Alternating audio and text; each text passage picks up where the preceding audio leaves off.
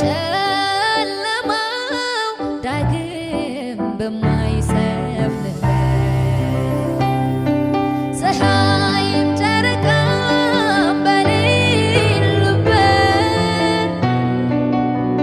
በጉ ብርሃን ነው ያበራል። ሀገር በክርስቶስ ይደምቃል። ሀብተ ሰማይ ጽኑ ተስፋ